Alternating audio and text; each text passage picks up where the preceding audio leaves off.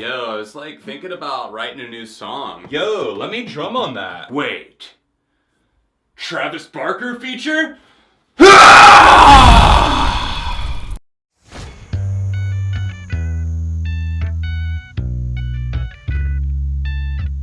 Hey neighbor, welcome back to Beyond ARTV. My name is John, and Travis Barker is literally everywhere. Every feature, every album, every artist imaginable, yet it's all under the umbrella of having on Travis Barker for the pop-punk nostalgia effect. This has been going on for a while now, and Travis Barker of Blink-182 fame is definitely no stranger to hopping on a track, throwing down some drums, and I'm generally cool with it. I think Travis Barker has always been one of my favorite drummers, and if nothing else, I hope that we can at least agree that Travis Barker is obviously excellent at what he does. Last fall, I made a video about how Mark Hoppus of Blink also does a lot of features, but honestly, he's got nothing on Travis, and this has been a long time coming in terms of talking about this. It's kind of an epidemic in its own right, as Travis puts himself on nearly everything imaginable. And the difference between Mark and Travis is that Mark often aligns himself with the pop-punk bands that are already established in that scene,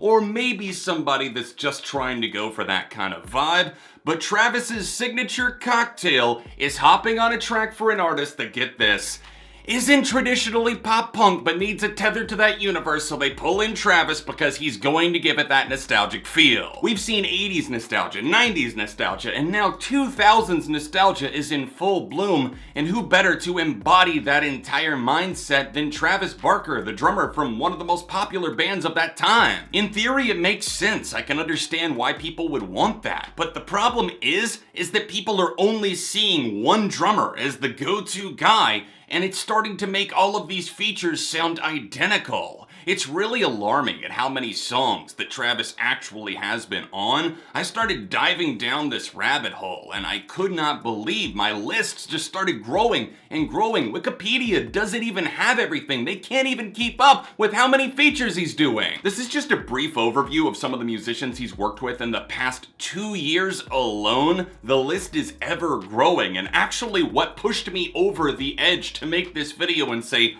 alright Travis, maybe it's time to chill out and stop. He's collaborated with everybody from Iann Dior to Lights, and now he's drumming on a Willow Smith song, which isn't bad. It's just the exact same regurgitated feel once again in terms of the drums, and I'm worried that Travis is selling himself short, watering himself down for the sake of just being everywhere and having the exposure. And don't get me wrong, at 45 years old, the man is working harder than most people in their early 20s. He's got the passion, he's got the drive and the creativity. He wants to be making music, and I understand that. But as I've always said, it's about quality over quantity. And I think this is coming down to business practices and moves at this point, and it's kind of sad to see. Escape the Fate, Lights, KennyHoopla, Maggie Linman, Iann Dior, Machine Gun Kelly, Demi Lovato, Run the Jewels, YUNGBLUD, Halsey, James Arthur, Jasiah, Nothing Nowhere, Annwell AA, Amy Shark, Steve Aoki, Poor Stacy, Lil Nas X, Lil Peep, Yelawolf, Willow Smith.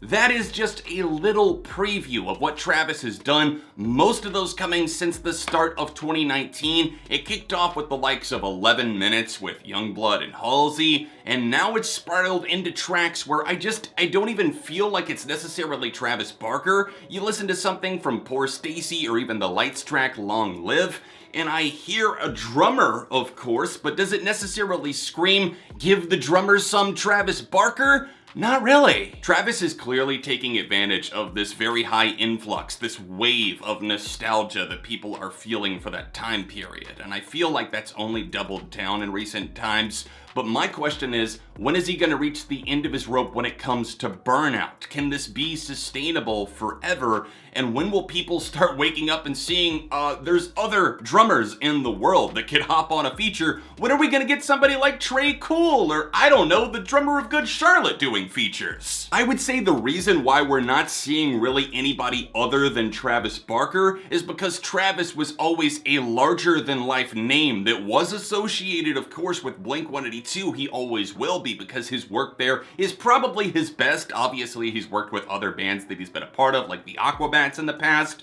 but I would say the nostalgia factor with Travis Barker in particular is because he was always looked to as that remix guy. Even with the start of YouTube, he was doing like the Soulja Boy Crank That remix, he was hopping on the drums, laying it down. He's always been motivated, and social media has been a tool that he's utilized to his advantage. He's stayed relevant not just because of his music, but also because of the moves he makes behind the scenes, including, I guess you could say, his dating life too. That was a cheap shot. I'm wearing a Blink-182 shirt, okay? Give me a pass. Travis Barker's personal life is of little to no concern to me. The main thing that I like to focus on, of course, is his musical output, the drive. And I worry with really anybody that's in a creative field, if you're doing something too much, when will you hit that breaking point where you can't do it anymore, or that people just become so sick of it, there's such a high influx of what you're offering that you get tired of it. If you constantly feed people to the point where they just can't even keep up, people start to lose interest, aka you can't even keep up with all the features that are listed on Wikipedia. I'm sitting here editing the video, and one thing I failed to mention, I think, is that Travis is obviously very much impacted by his various injuries, from his blood clots, the plane crash, everything like that.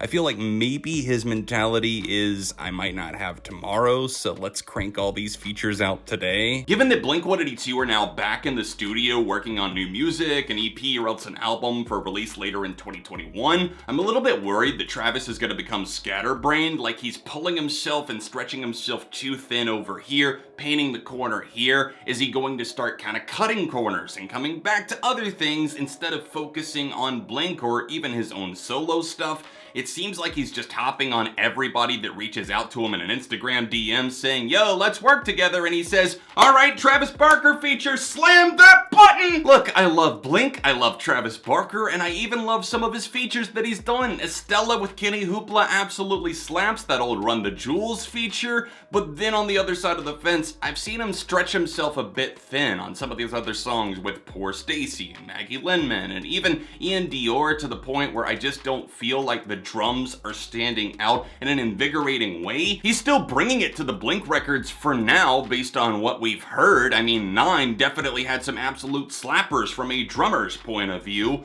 but I just don't think this is going to be something that lasts forever, and I wish that he would slow the hell down, stop saying yes to every single feature, and maybe just focus on putting a little bit more emphasis on the quality. Are there bigger problems in the world? Of course, but are Travis Barker features out of control? Absolutely. I would love to know what you guys think in the comments section down below. Are you a big fan of the stuff that Travis has been putting out and you don't see any problem with the consistency? Or are there a lot of features that you just haven't cared to even check out, or maybe you heard them once or twice and didn't think too much about them? Let me know your thoughts down below. If you want to see that video I did on Mark Hoppus, then you can tap this card right over here, or you can tap here to see me review 9 by Blink-182. All of my social media accounts, including my Patreon, can be found in the description down below. Thank you so much for your support, for liking and subscribing, and I'll be back soon for more on Beyond ARTV.